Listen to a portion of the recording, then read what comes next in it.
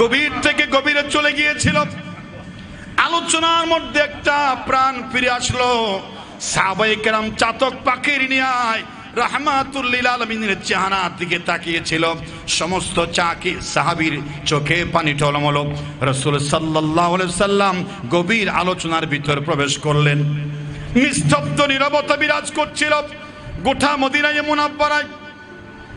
সাহাবীদের মন চাচ্ছিল বয়ান চলতে থাকুক, ঘন্টার পর ঘন্টা বয়ান চলুক, কোন সাহাবীর নড়াচড়া নাই।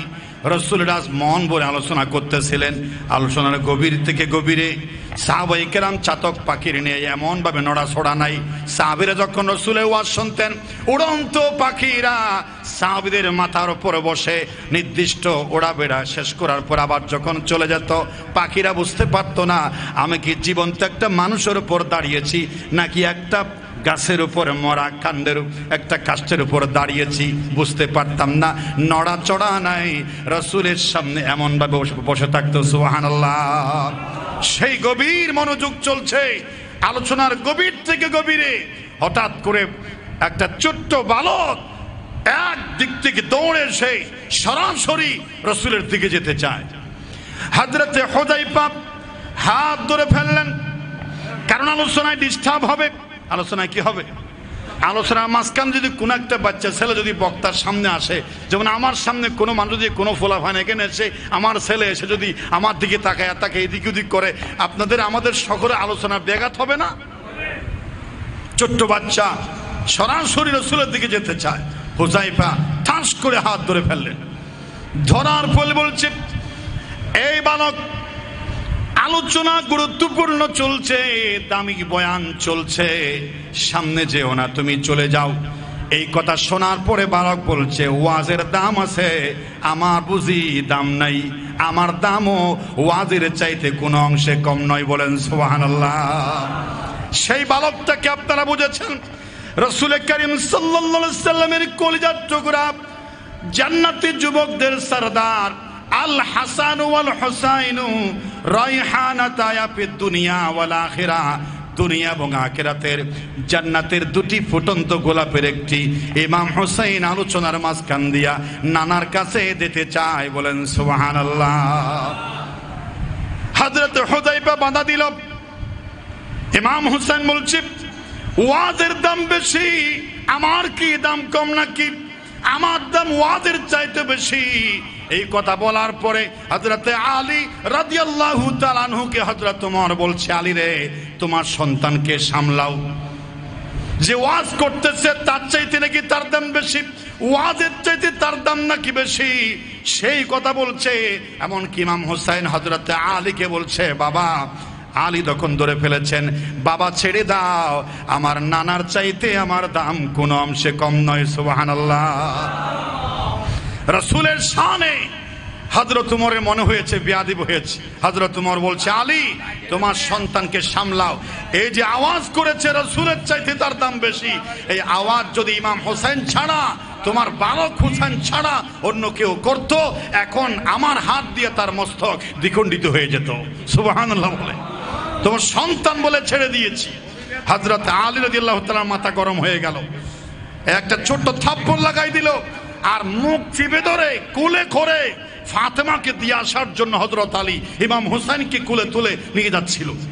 নিয়ে যাওয়ার সময় রাসূল পাক সাল্লাল্লাহু আলাইহি ওয়াসাল্লাম দেখে বলেছেন, হযরত আলীকে বলছেন, আলী, আমার কলিজার টুকরা ইমাম হুসাইনকে কোথায় নিয়ে যাচ্ছ? ওকে নেওয়ার প্রয়োজন নাই, আমার কলিজার টুকরাকে আমার কোলে দিয়ে দাও। সুবহানাল্লাহ। নিয়ে যাচ্ছ কোথায়? আর নিতে পারে নাই। হুসাইন রাদিয়াল্লাহু তাআলা নানার কোলে এসে বলছে, নানা, তোমার আলী আমাকে মেরেছে, হুযায়ফা আমাকে ধমক দিয়েছে, নানা তুমি বলো আমার দাম কি কম না নাকি বেশি? সুবহানাল্লাহ বলে, আমার দাম কি কম? আমার দামও তো বেশি। সুবহানাল্লাহ বলে। রাসূল বলছেন, না না, তুমি বলেছো আমার চাইতে তোমার মর্যাদা বেশি, এই কথা তুমি নানা হিসেবে আমাকে বলতে পারো। এটা হযরত ওমর সহ্য করতে পারে নাই, সাহাবায়ে কেরাম সহ্য করতে পারবে না। তুমি আমার নাতি, আমাকে বললে কোনো অসুবিধা ছিল না। এরকম কথা বলে না, না না, এরকম কথা বলা ভালো নয়। আমি হলাম আল্লাহর পরে, আমি হলাম আল্লাহর পরে সম্মানিত, তুমি আমার চাইতে বড় হতে পারো না।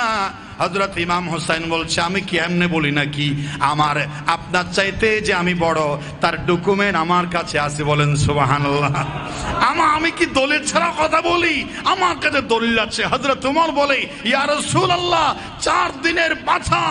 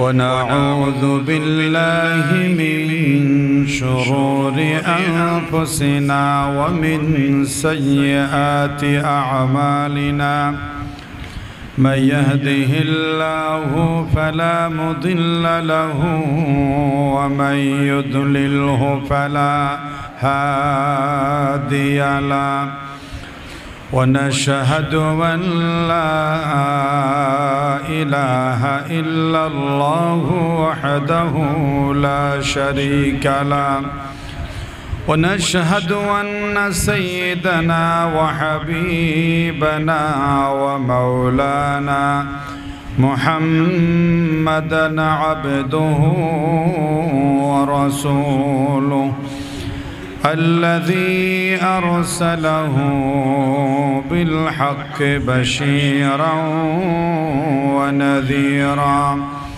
وداعيا إلى الله بإذنه وسراجا منيرا فقد قال الله تعالى في كلامه المجيد وفي فرقانه الحميد أما بعد فأعوذ بالله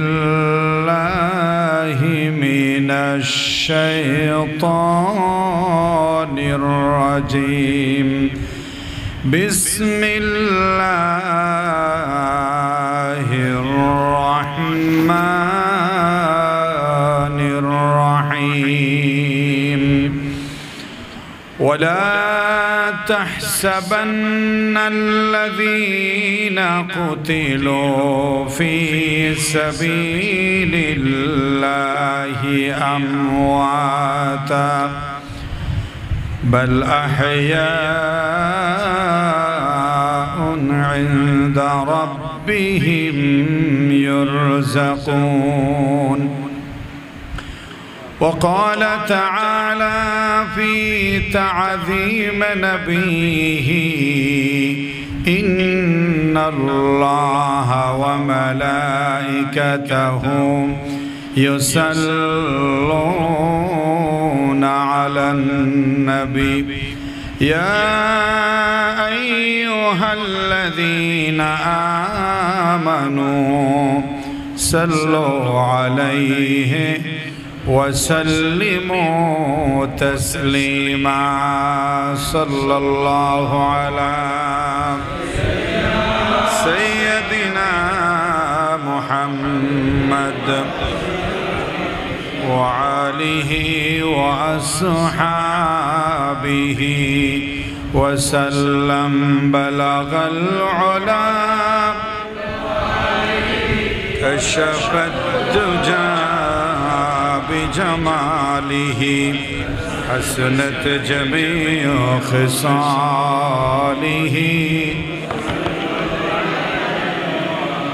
قتل حسین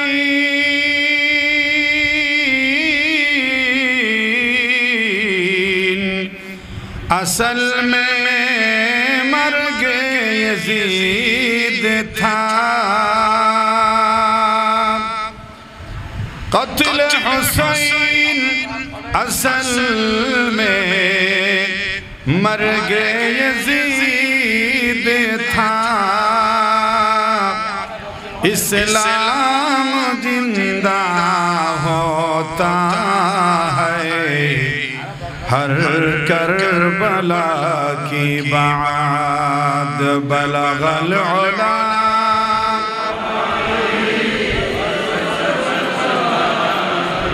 حسنت جمیع خصاله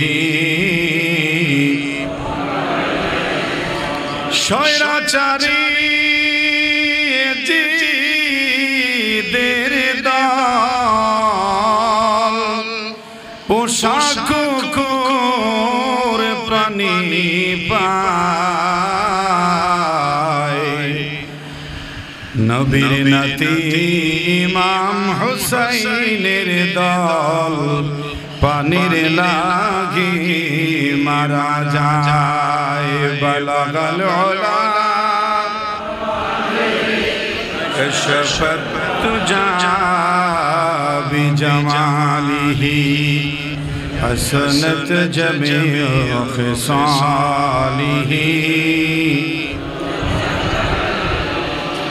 ما فاطمار নয়ন মনি হযরত আলীর জানের জান ইমাম হুসাইন শহীদ হলেন কারবালার ময়দান বলগল উলা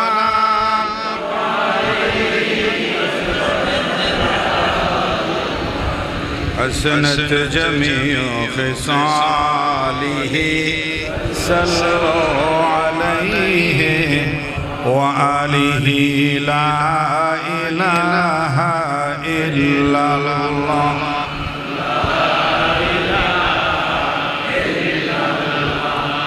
لا إله إلا الله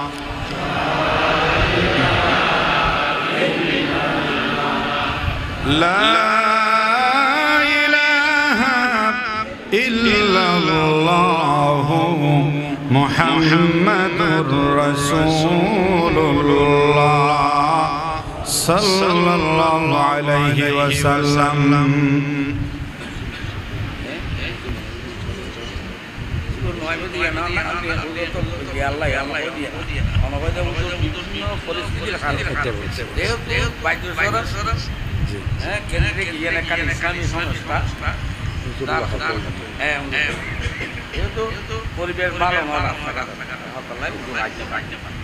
পটিয়া বাইতুল শরফ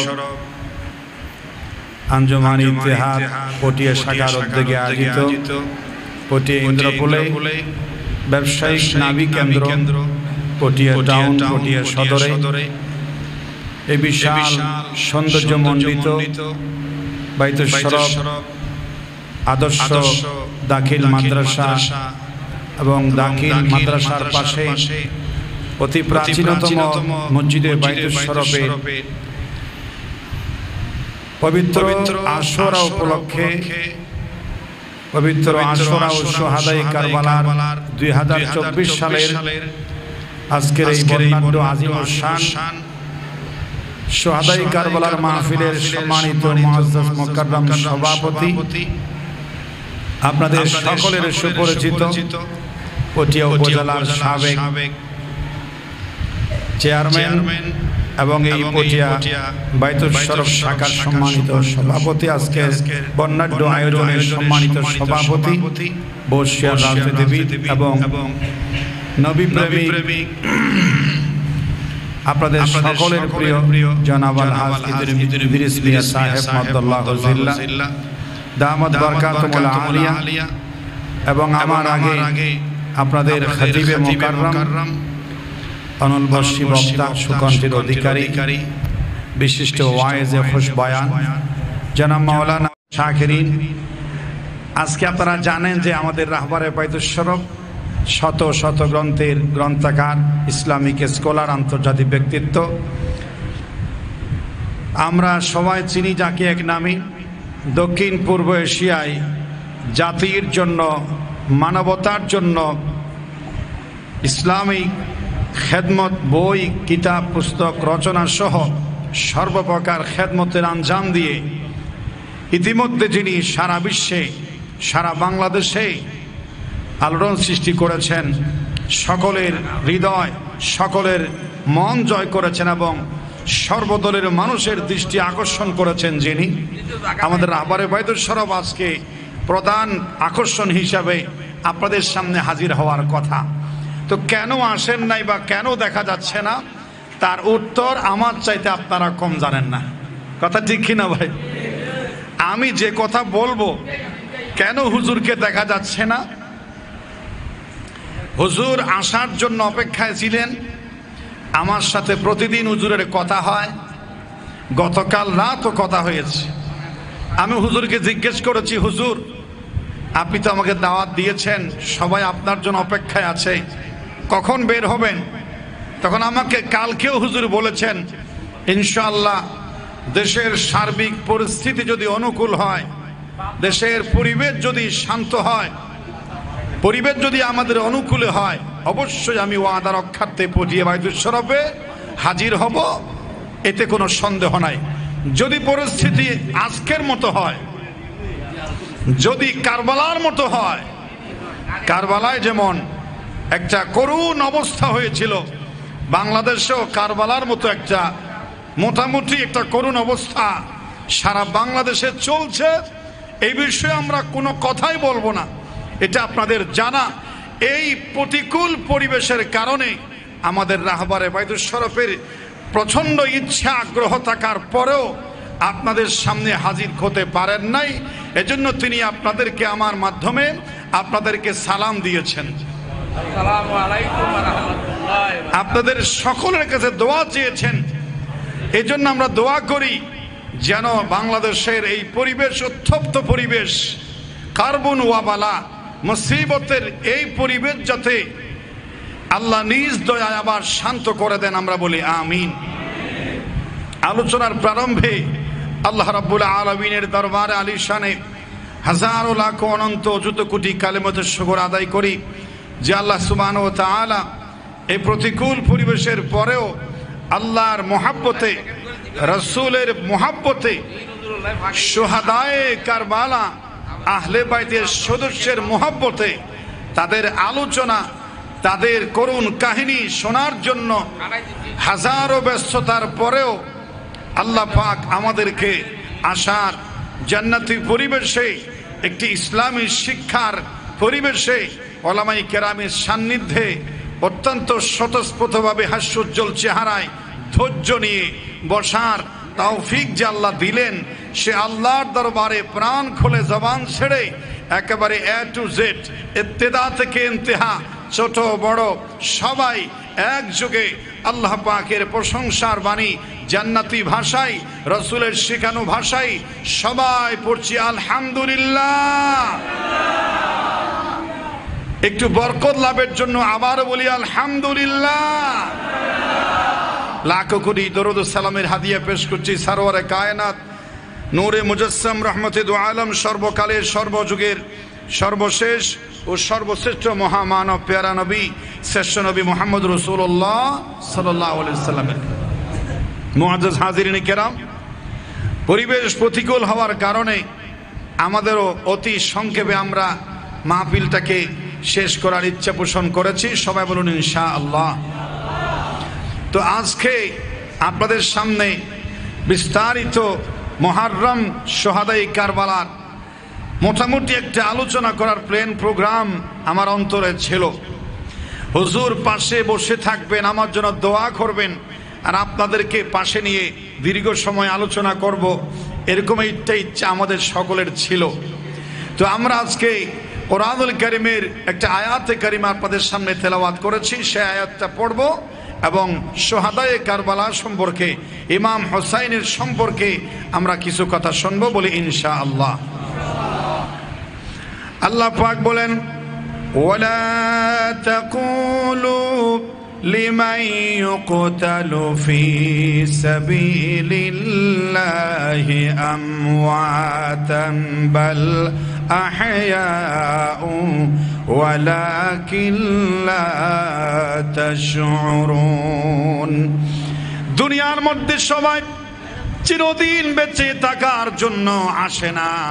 চিরদিন বেঁচে থাকার স্বপ্ন দেখেছিল ফেরাউন, চিরদিন বেঁচে থাকার স্বপ্ন দেখেছিল নমরুদ, চিরদিন দুনিয়ার মধ্যে টিকে থাকার ইচ্ছা করেছিল সাদ্দাত, চিরদিন বেঁচে থাকার দুনিয়ার মধ্যে ভোগ বিলাসের ইচ্ছা নিয়ে রাজার হালতে একেবারে দুনিয়ার মধ্যে বহু বছর রাজত্ব করার, দুনিয়ার মধ্যে বেঁচে থাকার স্বপ্ন দেখেছিল একেবারে কুখ্যাত লানাতুল্লাহি আলাইহি, কুখ্যাত এজিদ। নাম কি? এজিদের বাচ্চা। 1000 বছর বাঁচার ইচ্ছা ছিল।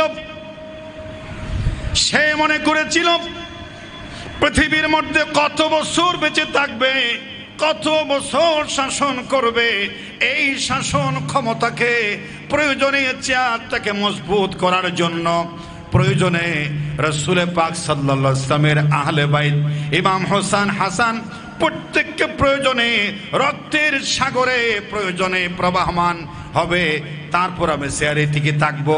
কিন্তু এই পৃথিবীতে কেউ চিরকাল বেঁচে থাকে না, ঠিক কি না? পৃথিবীতে কেউ স্থায়ী হয় না, ওকে না সে ফেরাউন কিবা নমরুদ, কেউ ভবে চিরকাল রয় না, একদিন একদিন চলে যাবে। কুল্লু নাফসিন যায়িকাতুল মাউত, মৃত্যুবরণ করবে।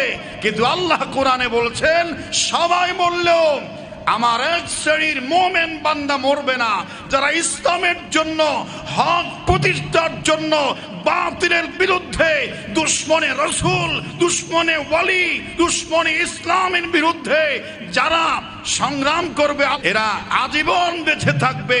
ওয়ালা তাকুলু লিমান ইউকতালু ফি সাবিলিল্লাহ, আল্লাহর রাস্তায় যারা মারা যাবে তোমরা তাদেরকে মরে গেছে এ কথা বলবে না। সুবহানাল্লাহ বল। বাল আহইয়া, বরং তারা জীবিত থাকবে, পৃথিবীতে কেউ থাকতে পারবে না।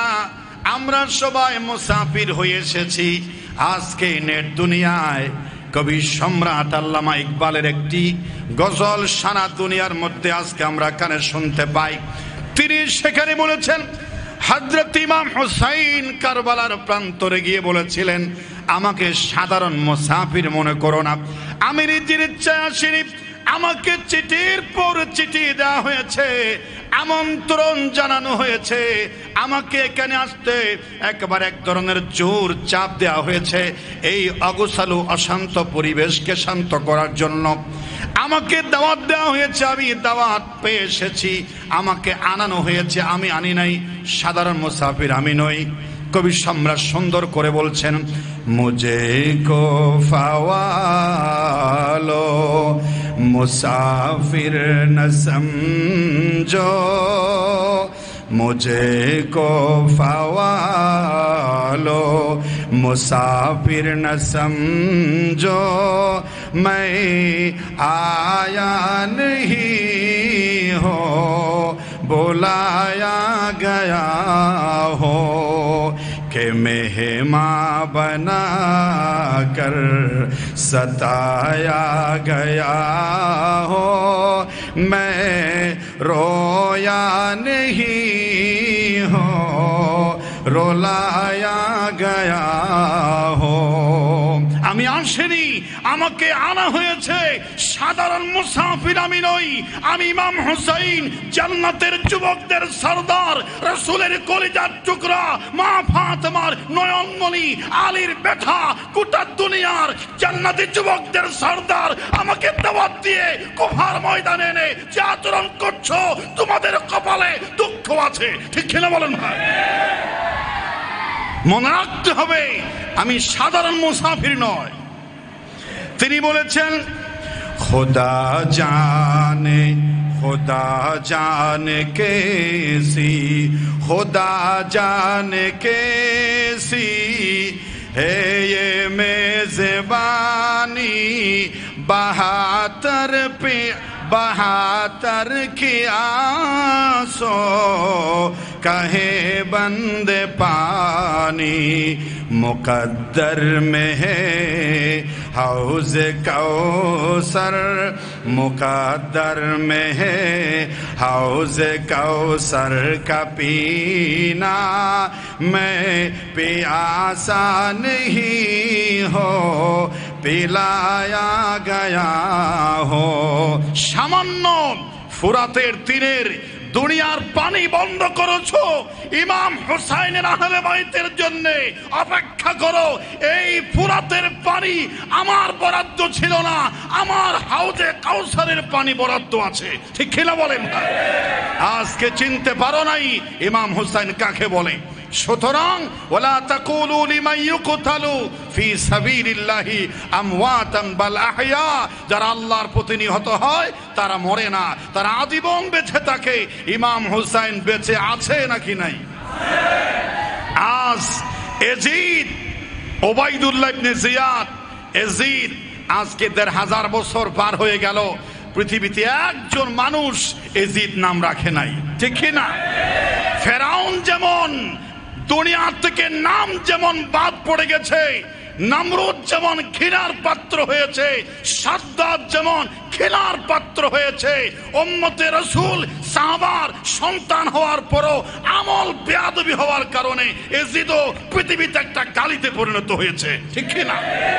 মানুষ বলে নামাজ না পড়লে বলে তুই এজিদের বংশ, গালি দিলে বলে এজিদের বংশ, সুদ খেলে বলে এজিদের বংশ, ঘুষ খেলে বলে এজিদের বংশ, চিটারি করলে বলে এজিদের বংশ, মিথ্যা কথা বললে বলে এজিদের বংশ, প্রতারণা করলে বলে এজিদের বংশ। এজিদ একটা গালিতে পরিণত হয়েছে। ঠিক কিনা? এজিদ একটা গালিতে পরিণত হয়েছে।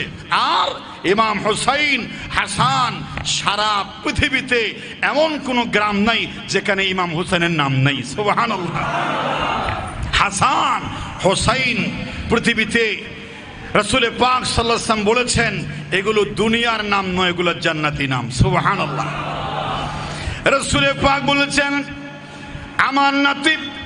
আমার নাতি হাসান এবং হুসাইনের নাম আমি রাখি নাই, আমার হাসান এবং হুসাইনের নাম স্বয়ং আরশ থেকে আমার আল্লাহ রেখেছেন। সুবহানাল্লাহ।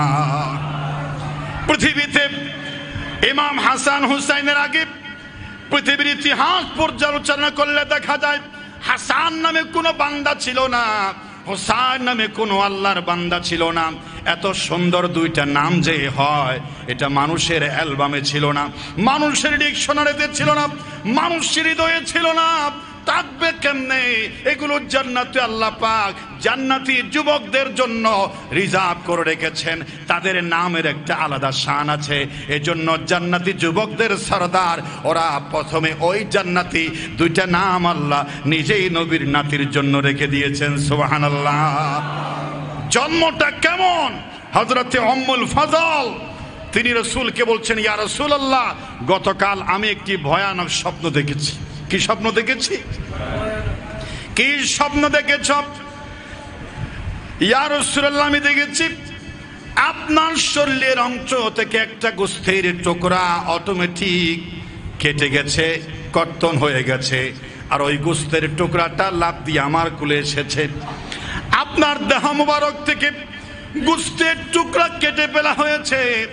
ওই গোশতের টুকরাটা আমার কোলে দেওয়া হয়েছে, হঠাৎ করে আমার ঘুম ভেঙে গেছে। হুজুর গো, আমার ভয় লাগে, ভয়ানক স্বপ্ন দেখেছি। এই স্বপ্নের মানে কি হতে পারে হুজুর? আমার ভয় করছে। রাসূল পাক সাল্লাল্লাহু আলাইহি সাল্লাম বলছেন, স্ত্রী শোনো, এটা তুমি উম্মুল ফজল শোনো, ভয়ানক স্বপ্ন নয়, এটা সত্যি একটা স্বপ্ন তুমি দেখেছো। উম্মুল ফজল, তুমি যে আমার শরীর থেকে একটা গোস্তের টুকরা কেটে ফেলতে দেখেছো, এটা হচ্ছে অল্প কয়েকদিনের ভিতরে আমার ফাতেমার থেকে একটা সন্তান হবে, ওই সন্তানটা আমার অংশ হবে। বলেন সুবহানাল্লাহ। আল হুসাইন মিন্নি, হুসাইন আমার থেকে, আল হুসাইন মিন্নি ওয়া আনা মিন হুসাইন, আমি হুসাইন থেকে, হুসাইন আমার থেকে। আমার শরীরের একটা অংশ দিয়া ইমাম হুসাইনকে আল্লাহ পাক বানিয়েছেন, তার স্বপ্নের মাধ্যমে তুমি দেখেছো। তাহলে হুজুর আপনার গোস্তের টুকরাটা আমার কোলে আসলো কেন?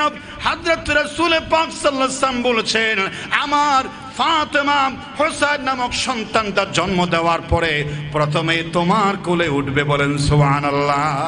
তুমি সেটাই দেখেছো।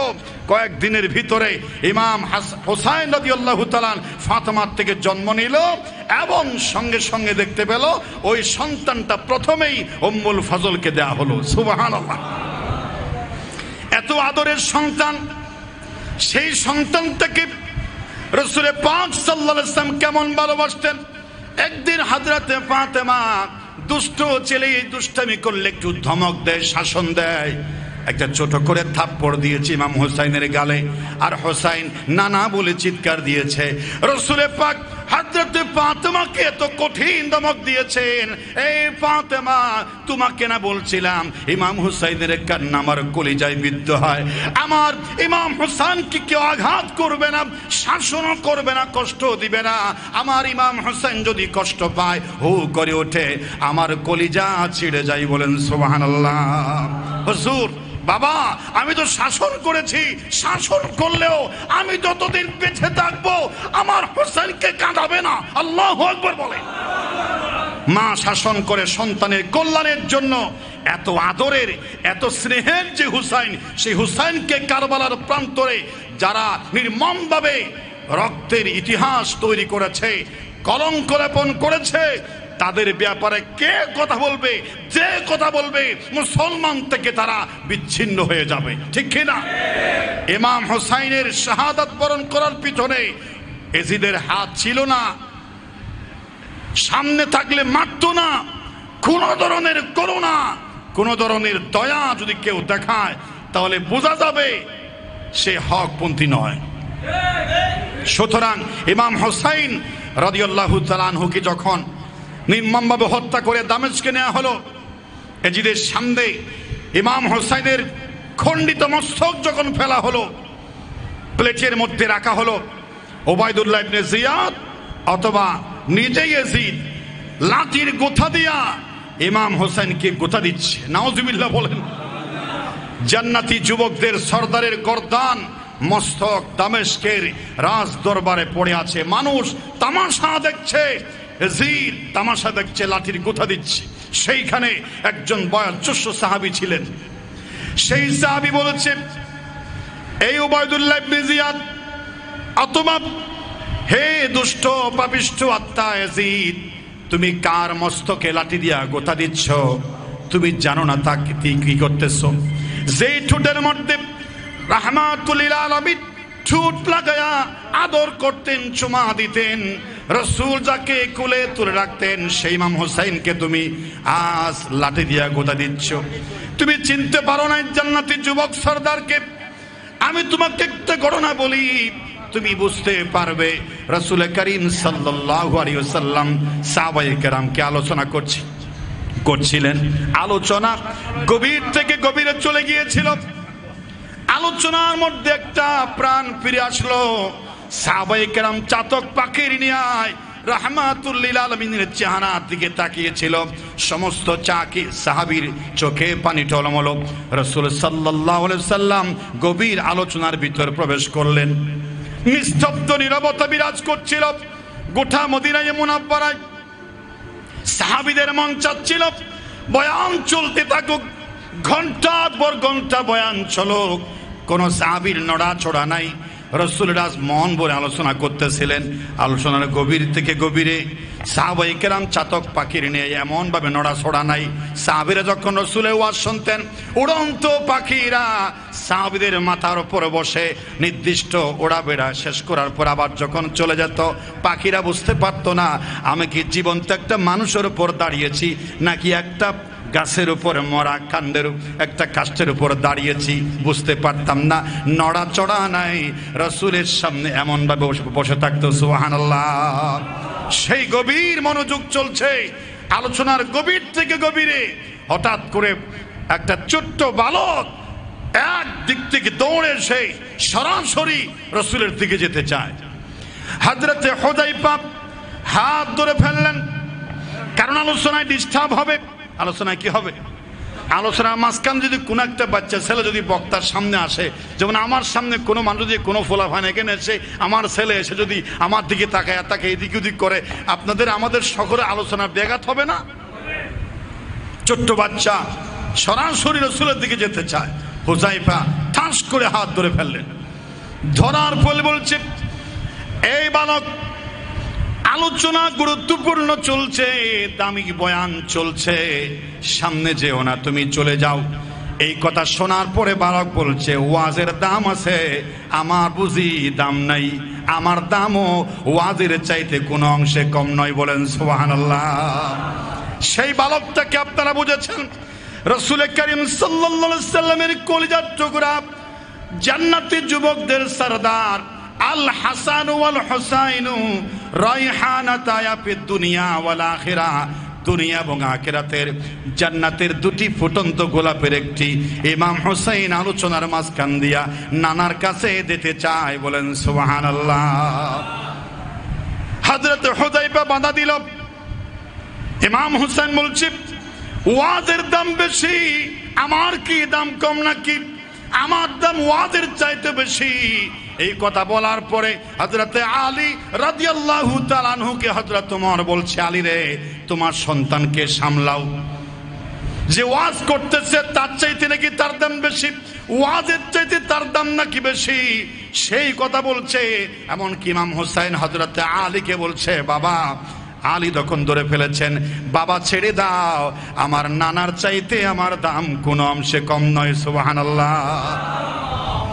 রাসূলের শানে হযরত ওমরের মনে হয়েছে বেয়াদবি হয়েছে। হযরত ওমর বলছে, আলী, তোমার সন্তানকে সামলাও, এই যে আওয়াজ করেছে রাসূলের চাইতে তার দাম বেশি, এই আওয়াজ যদি ইমাম হোসেন ছাড়া, তোমার বালক হোসেন ছাড়া অন্য কেউ করত, এখন আমার হাত দিয়ে তার মস্তক দ্বিখণ্ডিত হয়ে যেত। সুবহানাল্লাহ বলে, তোমার সন্তান বলে ছেড়ে দিয়েছি।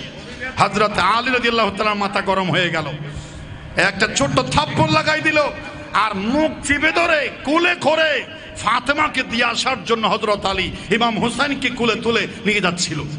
নিয়ে যাওয়ার সময় রাসূল পাক সাল্লাল্লাহু আলাইহি ওয়াসাল্লাম দেখে বলেছেন, হযরত আলীকে বলছেন, আলী, আমার কলিজার টুকরা ইমাম হুসাইনকে কোথায় নিয়ে যাচ্ছ? ওকে নেওয়ার প্রয়োজন নাই, আমার কলিজার টুকরাকে আমার কোলে দিয়ে দাও। সুবহানাল্লাহ। নিয়ে যাচ্ছ কোথায়? আর নিতে পারে নাই। হুসাইন রাদিয়াল্লাহু তাআলা নানার কোলে এসে বলছে, নানা, তোমার আলী আমাকে মেরেছে, হুযায়ফা আমাকে ধমক দিয়েছে, নানা তুমি বলো আমার দাম কি কম না নাকি বেশি? সুবহানাল্লাহ বলে, আমার দাম কি কম? আমার দামও তো বেশি। সুবহানাল্লাহ বলে।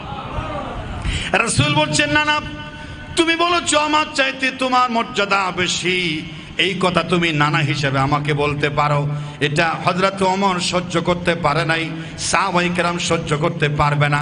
তুমি আমার নাতি, আমাকে বললে কোনো অসুবিধা ছিল না, এরকম কথা বলে না নানা, এরকম কথা বলা ভালো নয়। আমি হলাম আল্লাহর পরে, আমি হলাম আল্লাহর পরে সম্মানিত, তুমি আমার চাইতে বড় হতে পারো না। হযরত ইমাম হোসেন বলছে, আমি কি এমনি বলি নাকি? আমার আপনার চাইতে যে আমি বড় তার ডকুমেন্ট আমার কাছে আছে। বলেন সুবহানাল্লাহ। আমি কি দলিল ছাড়া কথা বলি? আমার কাছে দলিল আছে। হযরত ওমর বলে, ইয়া রাসূলুল্লাহ, 4 দিনের বাছা ইমাম হোসেন, বালক হোসেন কি বলে, আপনার চাইতে তার মর্যাদা বেশি, আবার তার নাকি দলিলও আছে, রক্তের গন্ধ আপনি পেয়ে যাবেন। বলেন সুবহানাল্লাহ। রাসূল জন্য অনেক কাঁদে, কে বলছো আমার হুসাইনকে হত্যা করবে? কারবালার নামক জায়গায় মাটি আমার কাছে দাও। আল্লাহর পক্ষ থেকে ইনফরমেশন পেয়ে হযরত স্ত্রী উম্মে সালমাকে ডেকে বলছেন, উম্মে সালমা কোথায় আছিস? কাছের একটা বোতল নিয়ে আয়। জিবরাইল বলছে, ইয়া রাসূলুল্লাহ, আপনার নাতি যখন কারবালার প্রান্তরে নির্মমভাবে শহীদ হয়ে যাবে, সঙ্গে সঙ্গে কাঁচা মাটিগুলো টাটকা রক্তে পরিণত হয়ে যাবে। জোরে বলেন সুবহানাল্লাহ। তখন বুঝতে পারবে আপনার নাতি ইমাম হোসেন আর দুনিয়াতে নাই। হোসাইনের কথা শুনে রাসূল স্ত্রী উম্মে সালমাকে ডেকে বলছে, কাঁচের বোতলে তুমি এই মাটিগুলো যত্ন করে রাখো। রাখা হলো। ঠিকই ইমাম হোসেন কারবালার প্রান্তরে শহীদ হয়ে গেলেন। সিফফিনের যুদ্ধে হযরত আলী যুদ্ধ করতে যাচ্ছেন, প্রতিমধ্যে কুফার প্রান্ত দিয়া যায় হানজাল নামক বৃক্ষের পাশে। তিনি যাওয়ার সময় হঠাৎ করে সেখানের মানুষ থেকে জিজ্ঞেস করলেন, এই জায়গার নাম কি? তাকে জানানো হলো কারবুন ওয়া বালাগ, এটা ফুরাতের তীরে কারবালা নামক এই ময়দানের নাম। হযরত আলী ঘোড়ার থেকে নেমে গেলেন, ওই মাঠের মধ্যে সিজদায় পড়ে গেলেন, 2 রাকাত নামাজ পড়লেন। আর ছোট্ট ছেলের মতো সেই মাটিগুলো দৌড়ে দৌড়ে অজননে কাঁদতেছিলেন, চোখের পানি অজননে ঝরতেছিল। সাহাবীরা বলছে, হযরত আলী হঠাৎ করে ঘোড়ার থেকে নেমে মাটিতে পড়ে কাঁদছো কেন? হযরত রাসূল পাক সাল্লাল্লাহু আলাইহি ওয়াসাল্লামের সাহাবী হযরত আলী বলছে, দোস্তরা, আমার রাসূল বলেছেন এটা কারবালা নামক জায়গা, এই জায়গায় আমার ইমাম হোসেন নির্মমভাবে শাহাদাত বরণ করবে। সেজন্য আমি কারবালা নামক জায়গার কথা শুনে আমি নেমে গেছি। আমার কারবালার ময়দান আমার ছেলে সন্তান হোসেন শহীদ হয়ে যাবে। আমি অনেক বছর আগে আমার সন্তানের জন্য একটু দোয়া করে যাচ্ছি, আমার সন্তান যেন কঠিন বিপদে ধৈর্য ধারণ করে। বলেন সুবহানাল্লাহ। সাহাবায়ে কেরাম জানেন, হযরত আলী জানেন, হযরত ফাতেমা জানেন, রাসূলে পাক জানেন ইমাম হোসেন কারবালার প্রান্তরে শহীদ হবেন, সবার জানা আছে। কিন্তু কেউ উল্টা দোয়া করেন নাই। কারবালা সংগঠিত না হোক। রাসূল পৃথিবী সারা মুস্তাজাবুদ দাওয়া, হযরত আলী মুস্তাজাবুদ দাওয়া, খাতুনে জান্নাত ফাতেমা মুস্তাজাবুদ দাওয়া। সাহাবায়ে কেরাম জানে, একটা সাহাবী স্বয়ং মা বাবা, স্বয়ং নানা আল্লাহর কাছে যদি বলতেন, আল্লাহ আমার হোসেন কারবালার প্রান্তরে শহীদ হবে, আমি চাই না এই করুণ ঘটনা ইতিহাস আপনি ঘুরিয়ে দেন, আমি কারবালার ময়দানে আমার হোসেন শহীদ হোক, আমি তা চাই না।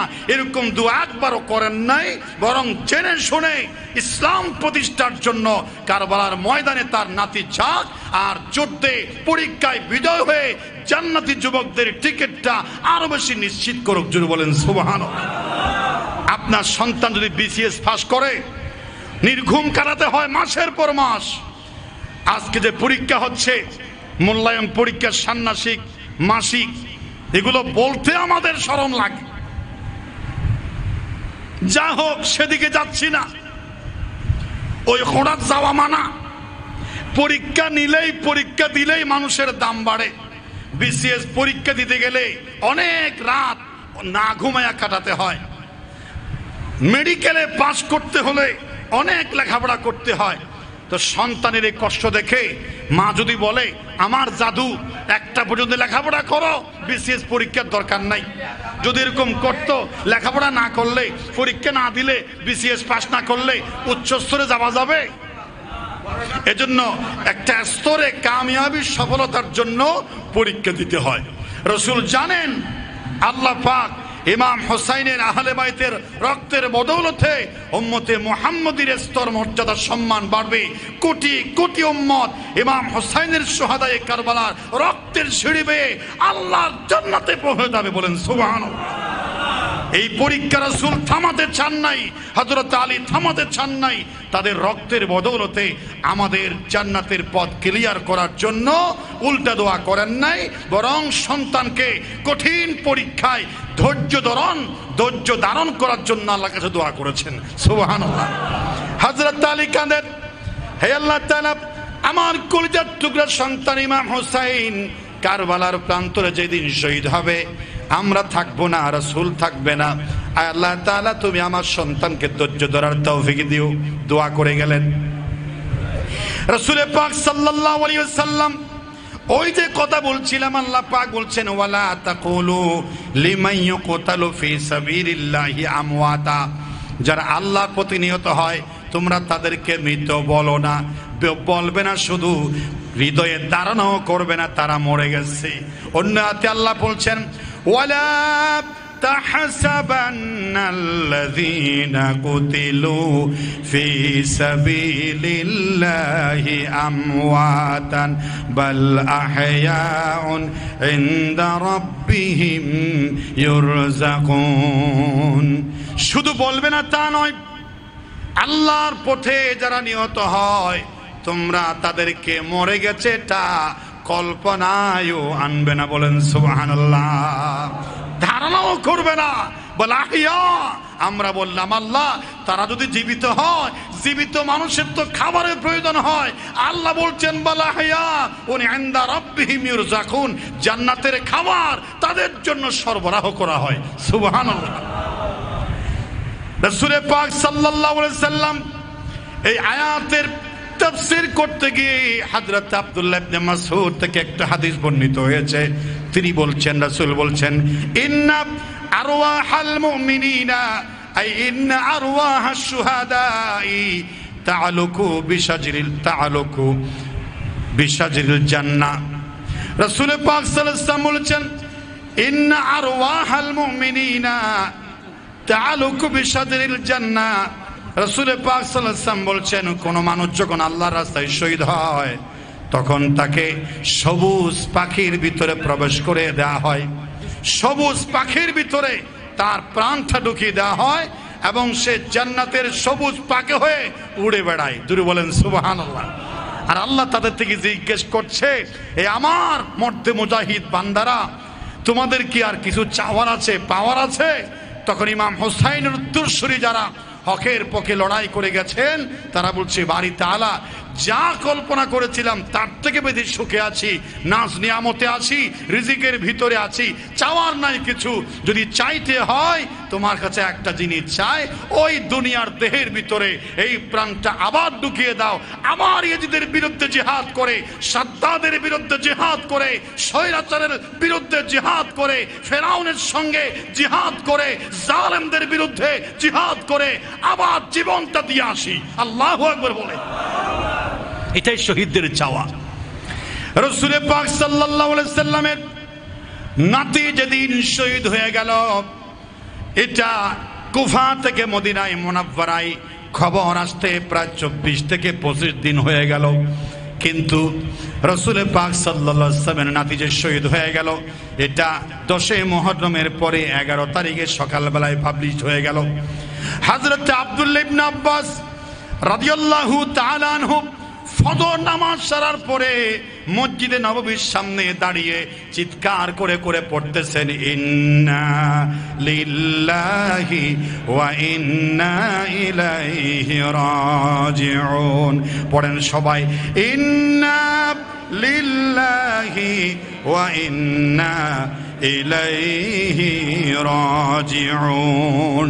সাহাবীরা বলছে আব্দুল্লাহ ইবনে আব্বাস হঠাৎ করে তুমি ইন্না লিল্লাহ পড়ছো কেন?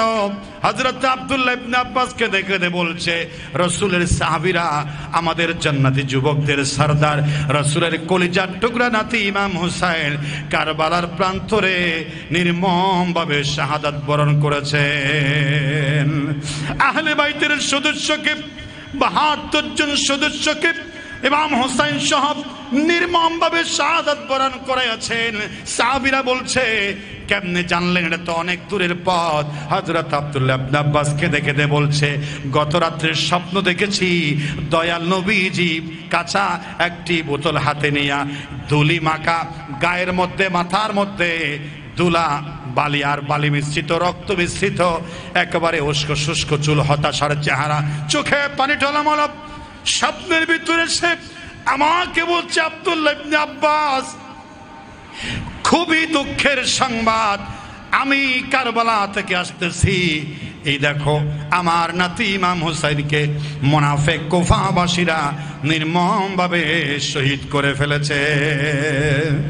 আমি স্বয়ং সেখানে উপস্থিত ছিলাম, আমি ইমাম হুসাইনের পাশে ছিলাম। সেই ইমাম হুসাইনের শহীদ হয়ে যাওয়া দেখেছি। আমার ইমাম হুসাইনকে আমি নিয়ে এসেছি আমার কাছে। হযরত ইমাম হুসাইন শহীদ হওয়ার আগের দিন বলেছিলেন, এ আহলে বাইতের সদস্যরা তোমরা আমাকে বিদায় দাও। নানা আমাকে স্বপ্ন দেখিয়েছে, ধৈর্য ধারণ করতে বলেছে, হকের উপর থাকতে বলেছেন, আমাকে নানা দেখা দিয়েছে। আমি নিশ্চিত আগামীকাল হবে আমার জীবনের শেষ দিন। বলেন সুবহানাল্লাহ। আহলে বাইতের সদস্যরা তোমাদেরকে আমি সুযোগ দিলাম। আমি হলাম ইয়াজিদের টার্গেট, ওবাইদুল্লাহর টার্গেট হলো আমি। তোমরা চলে যেতে পারো, আমার জন্য সকলের মরার প্রয়োজন নাই। বাতি নিভিয়ে দিলাম। 2 ঘন্টা ইমাম হুসাইন বাতি নিভে দিয়ে অন্ধকারের ভিতর আহলে বাইতের সদস্যদেরকে বড় আওয়াজে বলছে, আমার চোখের সামনে যেতে লজ্জা করবে, আমি দেখতেছি না, তোমরা বাড়িতে ফিরে যাও। আমি ইমাম হুসাইন একা ওর টার্গেট, আমি নিশ্চিত জানি শাহাদাত বরণ করব, তোমরা চলে যাও। 2 ঘন্টা পর বাতি জ্বালা দিয়া দেখে একটা আহলে বাইতের সদস্য জায়গা থেকে নড়ে নাই। সুবহানাল্লাহ। আমরা সেই ইমাম হুসাইন উত্তরসূরি কাফেরের সাথে, স্বৈরাচার জালেম এজিদের দোসরের সাথে আমাদের আপোষ নাই। প্রয়োজনে ইমাম হুসাইনের মতো রক্তের সিঁড়ি, রক্তের গঙ্গা পার হবে বাংলাদেশ পৃথিবীতে। ইমাম হুসাইনের সুন্নাত জিন্দা হবে, এজিদ বিদায় হবে। ঠিক কিনা বলেন ভাই? এ হচ্ছে ইমাম হুসাইনের শিক্ষা, কেউ যায় নাই। ইমাম হুসাইন বলছে, আহলে বাইতের সদস্যরা কেউ যাও নাই কেন? কেঁদে কেঁদে বলছে, ইমাম হুসাইন কখনো নয়, আপনি আমার রাসূলের নাতি, জান্নাতি যুবকদের সরদার, হযরতে ফাতেমার কলিজার টুকরা, হযরতে আলীর সন্তান, আহলে বাইতের একেবারে খুবই একজন গুরুত্বপূর্ণ ব্যক্তি। রাসূল আপনার ব্যাপারে বলেছেন, আপনাকে যে ভালোবাসবে সে আমাকে ভালোবাসবে। আপনার প্রেমে তো থাকলাম, আমরা নবীজির প্রেমে থাকলাম। আপনাকে একা ফেলে রেখে যদি চলে যায় ইয়ামুল মাহশরে আমার দয়াল নবীজির সামনে আমাদের মুখ দেখাবার জন্য কোনো স্পর্ধ থাকবে না। বলেন সুবহানাল্লাহ। কোনো সুযোগ থাকবে না। সুতরাং আগে আমরা শহীদ হয়ে যাব, পরে আপনি। তার প্রমাণ দিল হযরত কাসেম বিন হাসান, যার সাথে রাসূলের নাতি ইমাম হুসাইনের মেয়ে সকিনার সঙ্গে বিয়ে হয়েছিল মাত্র 1 মাস আগে। কয় মাস আগে? হুসাইনের মেয়ে সকিনা, হাসানের ছেলে কাসেম, ওদের সাথে বিবাহ হল 1 মাস আগে। এখনো মেহেদির দান শুকায় নাই। অনেক যুদ্ধের পরে হযরত হাসান এর সন্তান কাসেম বলছে, চাচা বিদায় দেন, কারবালার ময়দানে চলে যাব, আমি এখানে আর বসে থাকতে পারি না, আমরা আগে যাই, আমাদের সামনে আপনাকে গদ্দান নেওয়া হবে, সেটা আমরা বরদাস্ত করতে পারবো না, অনুমতি দেন। কারবালার ময়দানে গিয়ে হয়তো কাফের, হয়তো মুনাফিক কুফাবাসীদেরকে শেষ করে দেব, নয়তো নিজে শেষ হয়ে আসবো। আল্লাহু আকবার বলে। চাচা বিদায় দিলেন। লড়াকু সৈনিক শত শত কুফাবাসীকে জাহান্নামে পৌঁছায় দিয়া এক পর্যায়ে তিনি শহীদ হয়ে গেলেন। লা ইলাহা ইল্লাল্লাহু মুহাম্মাদুর রাসূলুল্লাহ। আখেরি সালাম লাও, আখেরি সালাম লাও, ওহে নানা জান, আপনার হোসাইন যায় কারবালার ময়দান। আখেরি সালাম লাও, ওহে নানা জান, আপনার হোসাইন যায় কারবালার ময়দান। কাসেম শহীদ হয়ে গেলেন। হযরতে আব্বাস ইবনে আলী হাতে তরবারি নিয়ে ডাইরেক্ট চলে যাচ্ছে ফুরাতের তীরে। আজকে পানি আনবো। আমার সামনে আমার ভাই, আমার আহলে বাইত আলী আসগর শহীদ হলো। আহলে বাইতের কান্নার দুল তৃষ্ণার্ত দেখে কষ্ট সহ্য করতে না পেরে পতাকা ইমাম হুসাইনকে জমা দিয়ে সরাসরি চলে গেল ফুরাতের তীরে। যাওয়ার সময় বাধা দিল কুফাবাসী, কচু কাটা কুফাবাসীদেরকে কাটলো। অসংখ্য এজিদ বাহিনীকে কেটে জাহান্নামে পৌঁছায় দিয়া বীর বেশে একেবারে সরাসরি ফুরাতের পানি ঝাঁপ দিল। আল্লাহু আকবার। ফুরাতের তীরে গিয়ে চোখের পানি ছেড়ে দিল, পানি খেতে চাইলো, যে পানির জন্য আমার ভাই মারা গেল, আলী আসগর মারা গেল, আলী আকবর মারা গেল, আহলে বাইতের সদস্য মারা গেল, তাদেরকে ফেলে আমি পানি খেতে পারি না। মশক পানি নিলেন, সবাইকে একসাথে পানি নিয়ে খাবো। মশক পানি নিয়ে ঘোড়ায় উঠে বীর বেশে আসতেছিল। আর আমর ইবনে সাদ, ওবাইদুল্লাহ, ওরা বলছে এই যুবকটাকে থামাও, ওকে থামাও, যেভাবে হোক ওকে শেষ করে দাও, ওর পানি কেড়ে নাও।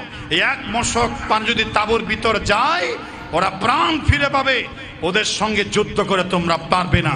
এজন্য তারা আগের সিদ্ধান্ত নিয়েছিল, ওরা যদিও 210 জন, 20 জন, 30, 70 জন হয়, ওদের দেহে যদি পানি থাকে, বল থাকে, ওরা একাই 1000, আমরা 20,000ও পারবো না। সুতরাং এদের দুর্বল করতে হলে পানি বন্ধ করতে হবে। এই মশক পানি যদি তাঁবুর ভিতরে যায় চিত্র অন্যরকম হবে। তাকে ঘেরাও করে ফেলো। ঘেরাও করা হলো। হযরত আব্বাস ইবনে আলীকে চতুর্মুখী হামলা শুরু করলো। তীর মারলো, তরবারি মারলো, একটা তরবারি মারলো, একেবারে ডান হাত দ্বিখণ্ডিত হয়ে গেল হযরত আব্বাস ইবনে আলীর। বাম হাত এরপরে দ্বিখণ্ডিত করে ফেললো। 2 হাত খালি, পানির মশকটা দাঁত দিয়ে কামড়ায় বলছে নারে তাকবীর বলে তাঁবুর দিকে যাচ্ছে। আরো যুদ্ধ করে চলে যাচ্ছেন। হঠাৎ করে চতুর্মুখী তীরের বর্ষণে হযরত আব্বাস ইবনে আলীর বুকের উপর একটা তীর বিষাক্ত লেগেছে, গোড়ার থেকে পড়ে গেছে। তারপরও পানি ছাড়ে না। আর কুফাবাসী ইচ্ছে করে তীর মেরে পানির মশক ফুটো করে দিল। তিনি হামাগুড়ি দিয়ে তাঁবুর কাছে গিয়ে বলছে, ভাইজান ইমাম হোসাইন জীবন দিয়ে দিছি, কিন্তু 1 ফোঁটা পানি তাঁবুর কাছে আনতে পারলাম না। আমার শেষ কথা, ওই কথাটা আমি বলে দিই যে এই কথাটা শুরু করেছিলাম। ইমাম হোসাইন রাদিয়াল্লাহু তাআলা আনহু ডিস্টার্ব করার জন্য রাসূলের নানার কোলে এসে বলছে, নানা আমার দাম কি কম? আমার দাম তো বেশি, আমার কাছে প্রমাণ আছে। আমার কাছে কি আছে? 1 নাম্বার প্রশ্ন আপনাকে করি, নানা আপনার বাবার নামটা বলেন। রাসূল পাক বলেন আমার বাবার নাম হযরত আব্দুল্লাহ, শুধু আব্দুল্লাহ, আগে পিছে কোনো টাইটেল নাই। জান্নাতি আশারায় মুবাশশারা মেম্বার কি, বা আগে কোনো ডিগ্রি আছে কি, কয়জনে চিনে? কিন্তু আমার বাবাকে আপনি চিনেন, আসাদুল্লাহিল গালিব, সারা দুনিয়ার কাফেরদের জন্য যাকে বাঘ বানিয়ে আল্লাহ পাঠিয়েছেন। জান্নাতি 10 জন যুবকের ভিতর 4 নাম্বার, গোটা পৃথিবীতে সারা একজন ব্যক্তি হযরত আলী ইবনে আবি তালিব। এমন বাবা তো আপনি পান নাই। সুবহানাল্লাহ। কোথায় আপনার বাবা আর কোথায় আমার বাবা? আপনার মায়ের নাম বলেন। বলে আমার মায়ের নাম, তিনি বললেন বাররা। আমার মায়ের নাম আমিনা। বলে আপনার মায়ের নাম আমিনা, কয়জনে চিনে? কি ডিগ্রি আছে? আমার মাকে আপনি চিনেন নাকি? খাতুনে জান্নাত, জান্নাতের সমস্ত মহিলাদের সরদারিনী, খাতুনে জান্নাত ফাতেমা। ওই মেয়েটা হলো সারা বিশ্বের 4 জন শ্রেষ্ঠ নারীর ভিতর একজন। ওই ফাতেমা খাতুনে জান্নাত আমার মা। কোথায় আপনার মা? কোথায় আমার মা? সুবহানাল্লাহ। আপনি আমি এই 2 দিক থেকে সেরা। রাসূল বলছে হ্যাঁ নানা তুমি সেরা। আর কোন দিক থেকে? বলছে আপনার নানির নাম বলেন। আপনার নানির নাম বলে আমার নানির নাম বাররা। কয়জনে চিনে? কি পরিচয় আছে? আমার নানিকে আপনি ছিলেন নাকি? খাদিজাতুল কুবরা, পৃথিবীর সারা 4 জন নারীর ভিতরে একজন। আল্লাহ যাকে সরাসরি সালাম জানায় হযরতে খাদিজাতুল কুবরা, যার জীবন যৌবন ইসলামের জন্য কোরবানি দিয়েছেন। খাদিজাতুল কুবরা আমার নানি। আমার নানির মতো একজন নানি তো আপনি পান নাই। সুবহানাল্লাহ। আরো আছে নানা, আরো আছে। আপনার নানার নাম বলেন। বলে আমার নানার নাম হলো আব্দুল ওয়াহ। সত্য আমরা